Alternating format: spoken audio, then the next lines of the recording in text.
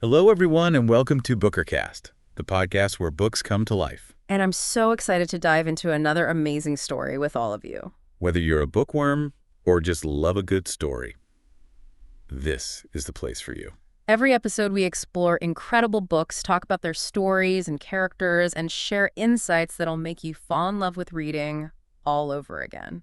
All right, let's not keep you waiting any longer. Get comfortable, and let's jump right into it. Sounds good. Welcome to another deep dive. We're tackling something pretty epic today. Yeah. It's The Final Empire by Brandon Sanderson, the book that kicked off the Mistborn saga. And you could argue it really kind of shifted the landscape of modern fantasy. Totally. And we've got a lot to unpack, right? I mean, we're talking a world perpetually shrouded in ash, a magic system running on metal, and a rebellion led by some seriously unforgettable characters. Right. So where do we even, begin, I guess, with the world itself? Yeah, let's set the stage. Okay, so picture this. Scadrial. It's been under the iron fist of this guy, the Lord Ruler, for 1,000 years. A landscape just choked by volcanic ash, the sun, basically a hazy memory. And the only color you get is from this, glowing mist that creeps in at night. It's bleak, man. And it mirrors this huge divide, right? Between the Scad, the masses, the oppressed, toiling away in the fields and factories, and then the nobility. They're living it up in extravagant luxury, literally feeding off the Scad's suffering. And it's wild, right? Because the nobility's power, their whole status, it's tied to this thing called Allomancy. Right. This intricate magic system.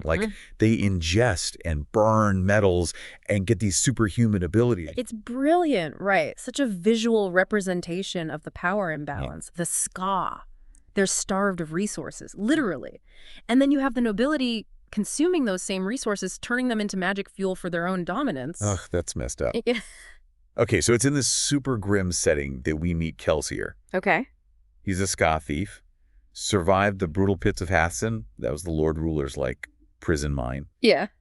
But he's not just any thief, though. This dude is a Mistborn. Oh, yeah. Someone who can burn all the allomantic metals. Yeah. Makes him a pretty formidable force. Definitely. You know, what got me about Kelsier, his defiance, even with all this overwhelming power against him.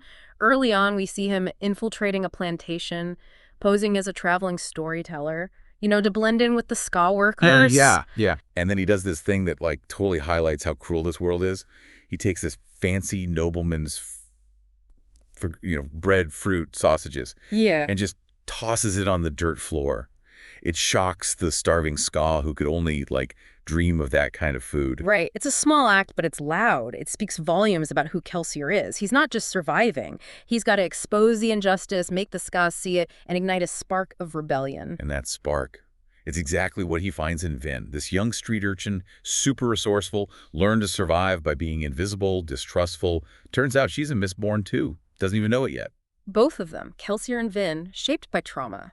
In different ways, Kelsier's trauma. It fuels his anger, the desire for revenge against the Lord Ruler. And Vin's trauma, well, it's more like fear, isolation, mistrust of everybody. Yeah. Makes their dynamic mentor and student even more interesting, Absolutely.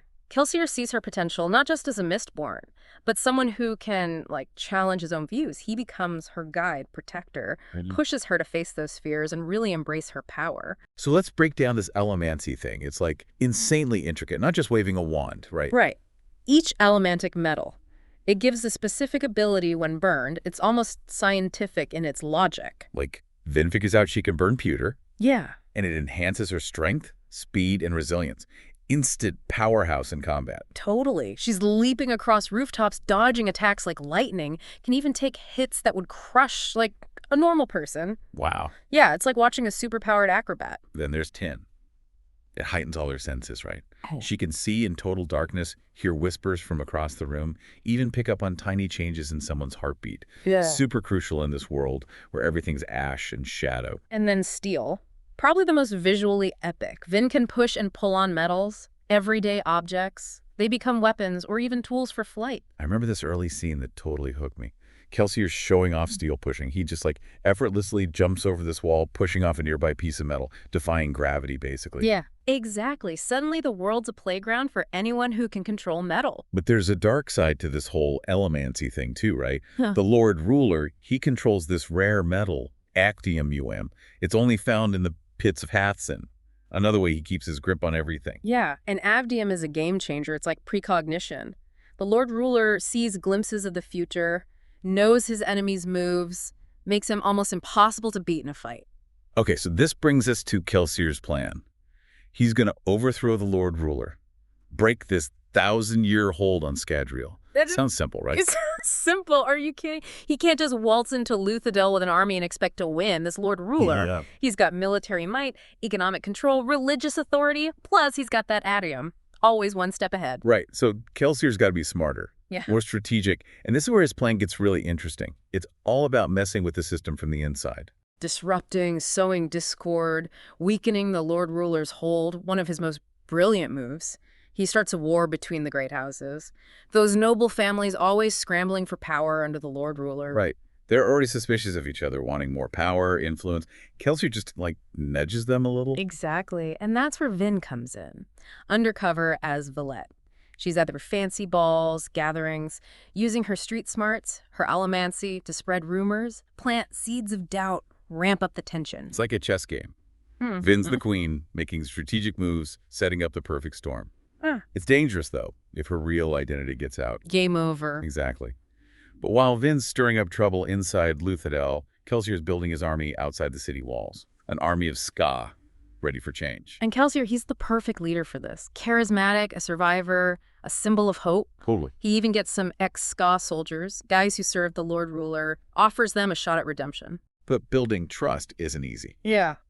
Even Kelsier messes up. Remember when he tries to rally the army by, faking that he can share his allomantic power? Yeah, the whole Burnington for everyone thing, that was powerful. Such a feeling of unity. Right. Until it comes out later that he was totally lying. Can't actually do that. It makes you wonder, though, about his methods.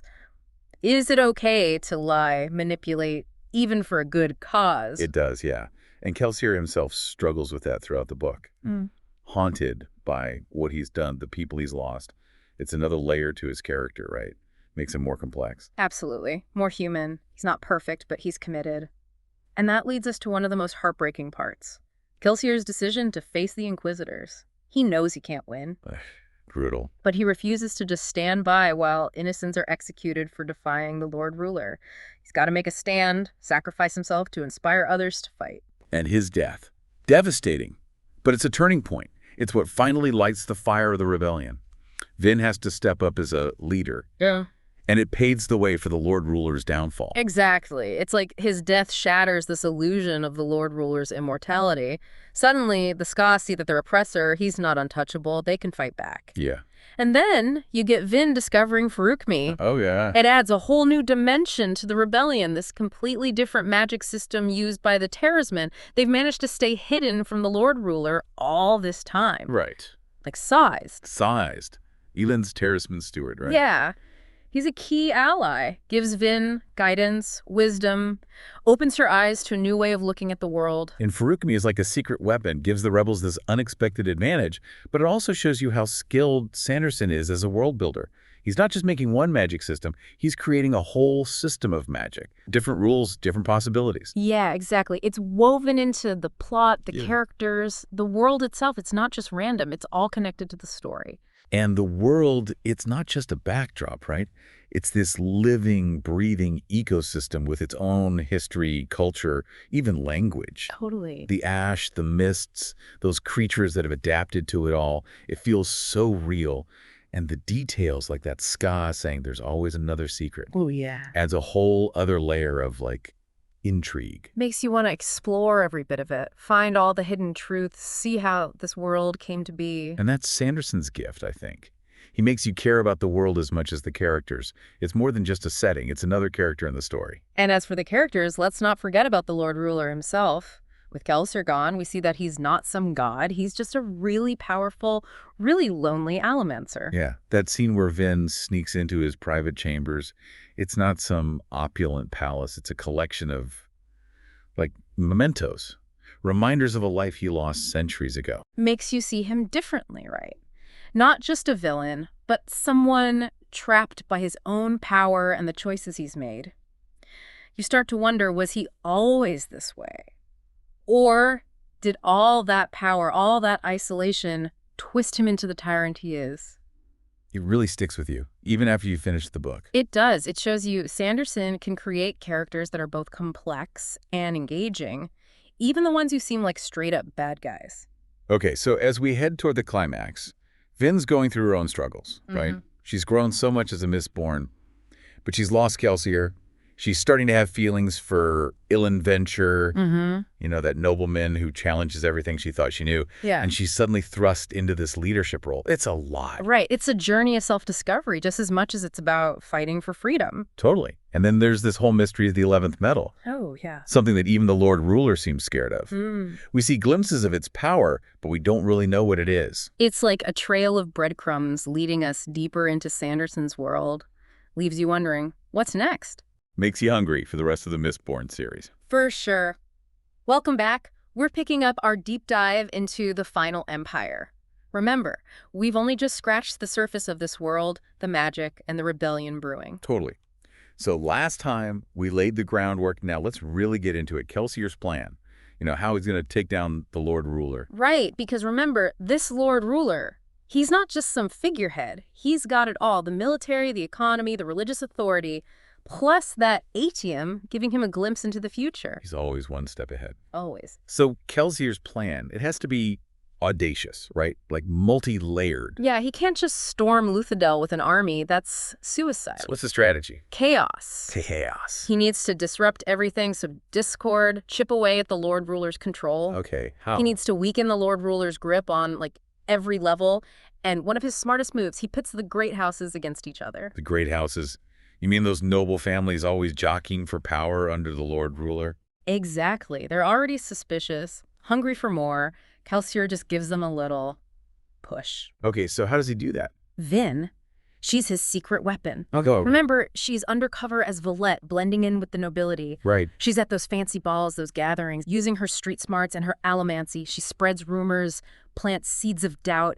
The tension just keeps rising. Like a puppet master, almost. Kind of. It's a dangerous game, though, if anyone figures out who she really is. Yeah, no more Valette. Exactly. But while Vin's working the inside, Kelsier's building his army outside the city. An army of ska. They're desperate for change, And Kelsier's like the perfect guy to lead them. Right. He's charismatic. He's been through it all. He's a symbol of hope in this world that's been, swallowed by ash. Totally. And get this, he even recruits some of the Lord Ruler's former ska soldiers. Gives them a chance to redeem themselves. Redemption, huh? Yeah, but trust. It's a hard thing to build. Even Kelsier makes mistakes. Remember that scene where he tries to inspire the army? He pretends to share his allomantic powers. Oh, yeah. The whole burning tin for everyone thing. It was this amazing moment, pure unity. Right. Everyone felt this surge of power. Yeah. And then later, we find out it was a lie. Oh, right. He can't actually do that. Whoa. Yeah, so he straight up lied to them. It makes you think, right? About the means and the ends. Is it ever okay to lie, even if you think it's for good reason? Especially when you're leading a rebellion. Crixie. Totally. And Kelsier, he wrestles with that. Throughout the whole book, he's haunted by things he's done, people he's lost. It's part of what makes him so interesting. Yeah, so human. So flawed. Right. And that leads to, one of the most powerful, heartbreaking moments, Kelsier's decision to face the Inquisitors. Ugh, yeah. He knew he was walking into a death trap. He knew, but he couldn't stand by and watch innocent people get executed for opposing the Lord Ruler. He had to make a stand, even if it meant sacrificing himself to inspire the others. That scene was intense. It was. And, his death, as terrible as it was, it's the turning point. It ignites the rebellion for real. Vin steps up, and it sets the stage for the Lord Ruler's downfall. Because it proves the Lord Ruler isn't invincible, right? Exactly. Yeah. Kelsier's death shatters the illusion. The ska, they finally see that their oppressor is vulnerable. They have the power to fight back. And then there's Vin's discovery of Fruchemy. Oh, yeah. It's like a secret weapon for the rebellion, this whole other magic system used by the Terrorsmen. They've managed to stay hidden from the Lord Ruler all this time. Hidden magic. Cool. Right. And it's more than just cool. It adds this whole new level of strategy, of possibilities. Remember Cez? Celeste. Helen's Terraceman Stewards. Yeah, he's crucial. He becomes a mentor for Vin, teaching her about Fruchemy, but also guiding her, giving her wisdom. Right. And Fruchemy itself, it's more than just a power boost. It brings in this philosophical element to the story. It's about balance, preservation, this idea that everything's connected. Wow. Deep. So we've got Allomancy and Furukumi, two completely different magic systems. Sanderson doesn't mess around. He doesn't. And it's all so well integrated. It's part of the plot, the characters, the world itself. It all fits. Right, it's not just random magic stuff happening. Exactly. And speaking of the world, it's not just some backdrop, right? Sanderson builds a whole ecosystem. History, culture, language. It's alive. It feels real. I mean, the ash, the mists, the way creatures have adapted, it's so detailed. And those little sayings like, there's always another secret. It's like he's saying, hey, there's more to discover here. He is. It makes you want to explore every corner of Scadrial, uncover every hidden truth. Totally. You get invested in this world. It's almost like another character in the story. It is. And speaking of characters, we've got to talk about the Lord Ruler. Once Kelsier's gone, we start to see him differently. He's not a god. He's just a really powerful, really lonely Allomancer. When Vin sneaks into his private chambers, it's not what you'd expect. It's not all fancy and opulent. It's more like a collection of memories. Yeah. Things from a life he lost a long time ago. It makes you feel for him a little. Not just a villain, but a tragic figure. Trapped by his own power, by the choices he's made. You start to wonder, was he always this way? Or did all that power, all that isolation warp him? Makes you think. It does. And then as we get closer to the climax, there's Vin. She's dealing with all this inner turmoil. She's grown so much as a Mistborn. But Kelsier's gone. She's got these feelings for Eland Venture, that nobleman who kind of challenges everything she believes in. Right. And she's suddenly thrust into this leadership role. It's a lot to handle. It is. Her journey. It's not just about fighting for freedom. It's about discovering who she is. Totally. And on top of all that, there's the mystery of the 11th metal. This thing that even the Lord Ruler seems afraid of. Yeah, we see hints of its power. But what is it? We don't know yet. It's like a big question mark hanging over everything. Makes you want to keep reading to figure it out. Sanderson's good at that. He drops these little clues, these mysteries that keep you hooked. Makes you hungry for the next book in the series. Exactly. Welcome back. So we've journeyed through this, like, ash-covered world of Scadrial, right? We dove deep into Allomancy, Furukumi, saw the rebellion battling it out against the seemingly invincible Lord Ruler. It's quite the ride. It is. And now we're here at the final part of our final Empire exploration. I'm curious, what are your thoughts on Sanderson? Like how he creates this world that feels both familiar and totally unique? It's impressive, right? He takes those classic fantasy elements like the Chosen One, the rebellion against the big bad good versus evil, and gives them this fresh spin. Yeah. Complex characters, a magic system that's like logical but still blows you away. Totally. It's like he took the whole epic fantasy blueprint and just rebuilt it from scratch. Yeah. He added layers and nuance, that sense of wonder that you don't always get in, like the more traditional fantasy books. Right. Okay, so the magic system. Allomancy. Like before Sanderson, magic was often this kind of mystical, unpredictable force. But Allomancy, it's got this metallic logic, set rules. It's almost scientific, you know? Right. It's not just waving a wand. You have to understand how each metal works, manage what you have, push your limits. Exactly. And the way Sanderson weaves it into the world, combat, transportation, even social manipulation, it's all connected. I remember when Kelsier was explaining Allomancy to Vin for the first time, I was hooked. It's like, it's not just power, it's a puzzle to solve. It is. And it's not just there for show, right? Allomancy shapes everything in Luthadel. The power, the culture, the buildings. That's part of what makes Sanderson's world building so immersive. Totally. And then he throws in Furukumi. Oh, yeah. This whole other system where you store and release attributes. It's like, hold on, here's another layer of complexity. It expands the possibilities, right? But it also adds a whole philosophical dimension, balance, preservation, the idea that everything's connected. Right. It's deep. It is. Yeah. And it's also a really smart way to introduce the Terrorsmen, this ancient group that's managed to stay off the Lord Ruler's radar. Yeah, they become essential to the rebellion, not just because of their powers, but because of their wisdom, their understanding of history. Yeah. Like Sazed, he becomes a mentor to Vin. He teaches her about Furukumi, but also guides her. That's her, yeah. He's a keeper of knowledge, right? Reminding us that power without understanding, it can be a dangerous thing. Totally. But, okay, it's not just the magic systems, right?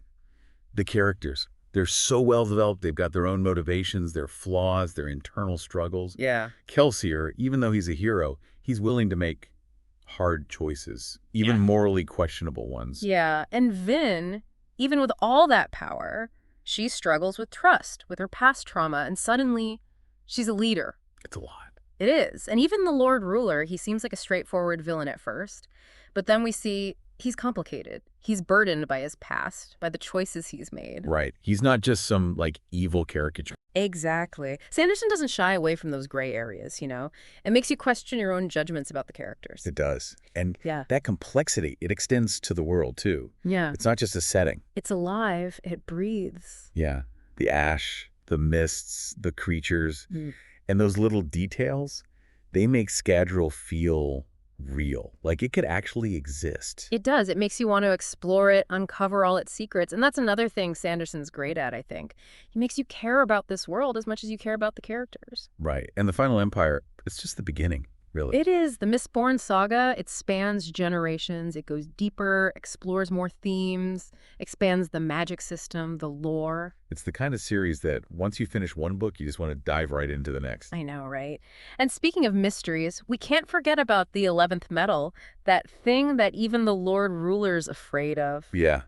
It's this, like, thread that runs through the whole book, hinting at a power beyond anything we've seen. It keeps you guessing, keeps you hooked. So we're wrapping up this deep dive, and we want to leave you with a question. What do you think the Final Empire's greatest impact is? Is it the magic systems, the characters, the world building, or is it how Sanderson just takes traditional fantasy and turns it on its head? Whatever it is, it's clear the Final Empire has made its mark. Totally. It's a book that reminds us of the power of imagination, the importance of standing up for what you believe in, and just how awesome stories can be. You know, those stories that take you to other worlds and make you believe in the impossible. Exactly. Thanks for being here on this journey through the Final Empire. Until next time, keep exploring, keep questioning, keep diving deep. And that's a wrap for today's episode of BookerCast. We hope you enjoyed diving into it as much as we did. Thank you so much for spending your time with us. Your support means the world, and we can't wait to hear your thoughts on this episode. Don't forget to subscribe, hit that like button, and share this episode with your fellow book lovers. And let us know your thoughts in the comments below. We love hearing from you. See you in the next deep dive. Bye for now, and happy reading.